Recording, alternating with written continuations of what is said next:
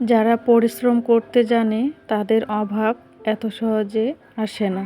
যে সকল মানুষ অনেক বেশি অলসতা কাজ করে তারা অনেক ধরনের বিপদের মুখে সম্মুখীন হয়। সেজন্য পরিশ্রমী ব্যক্তি সবসময় ভালো কিছু করতে পারে। বিসমিল্লাহির রহমানির রহিম। হ্যালো এভরিওয়ান, আসসালামু আলাইকুম। আশা করছি আপনারা সবাই অনেক ভালো আছেন। আলহামদুলিল্লাহ, আমিও ভালো আছি। তাই চলে এসেছি আবারও একটা ভিডিওর সাথে। আশা করছি আপনারাও আমার এই ভিডিওটির সাথেই থাকবেন। আমি ঠাকুরগাঁও জেলা থেকে শিরিনা বলছি। আশা করছি আমার এই ব্লগটির সাথে আপনারাও থাকবেন। আর যদি ভালো লাগে আমার ব্লগটি, তাহলে অবশ্যই চ্যানেলটি সাবস্ক্রাইব করে চ্যানেলটির পাশেই থেকে যেতে পারেন। আর সামনে ভালো কিছু করার জন্য একটু অনুপ্রেরণা দিতে পারেন। তো দেখতেই পেয়েছেন যে আমার হাজব্যান্ড কিছু কিছু জিনিসের মধ্যে রং করছে।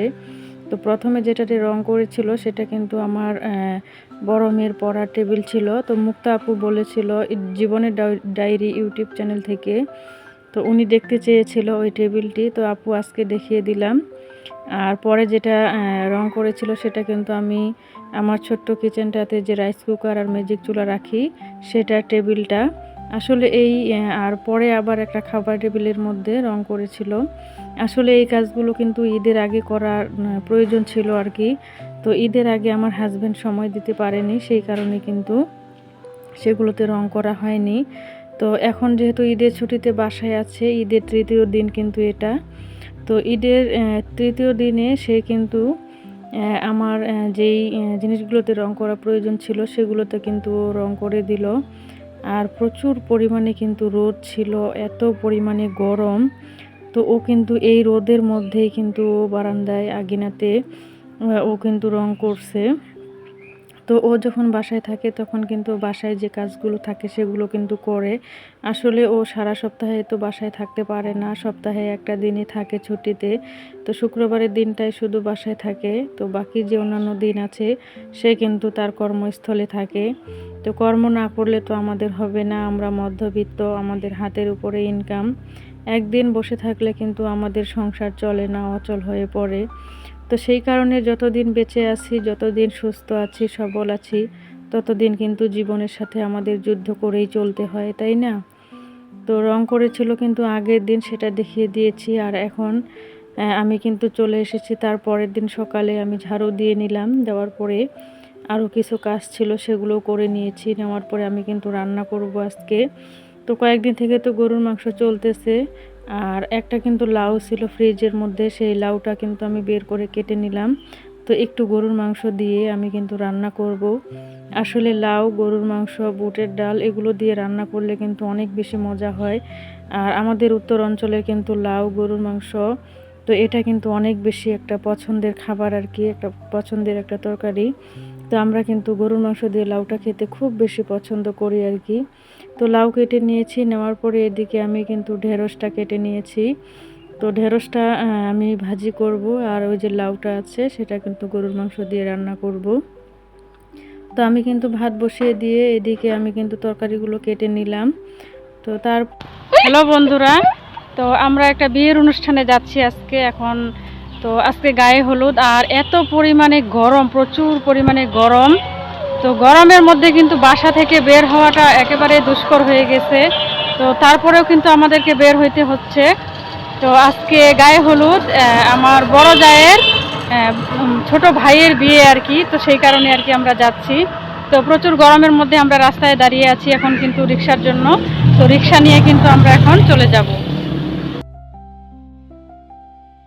তারপরে আমরা কিছুক্ষণ সময় অপেক্ষা করলাম, এরপরে আমরা একটা রিক্সা পেলাম।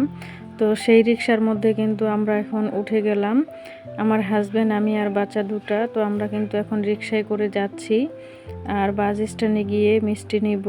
তো যেহেতু আমার ননদের বাসায় যাচ্ছি আর কি, তো ননদের দেবর হয়, আর আবার এদিক দিয়ে আমার বড় জায়ের ছোট ভাই হয়।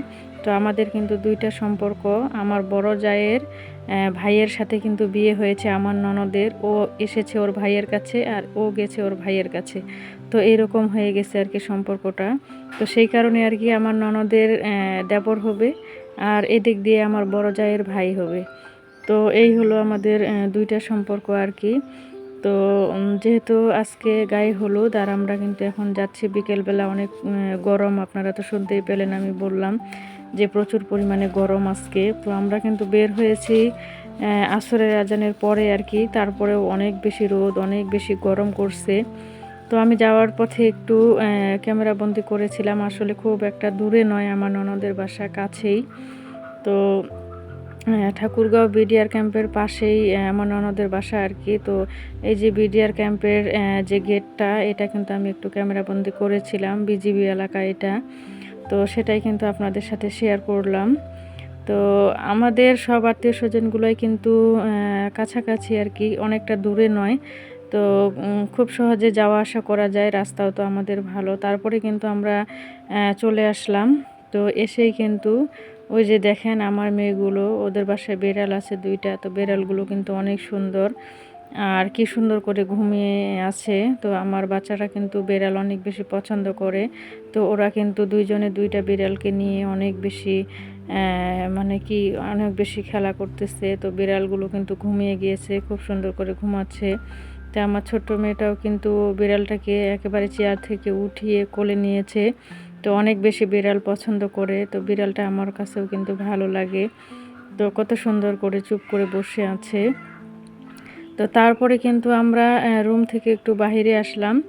তো এসেই এই যে দেখতে পাচ্ছেন একটা গরু বাঁধা, এই গরুটাই কিন্তু বিয়ের অনুষ্ঠানের জন্য আনা হয়েছে। আর ওই যে একটা বয়স্ক মহিলাকে দেখলেন, এটা কিন্তু আমার ননদের একটা ফুফু শাশুড়ি হবে আর কি। তো ওনার মাথার সমস্যা, তো উনি কিন্তু অনেকগুলো হাতের মধ্যে চুড়ি পরেন।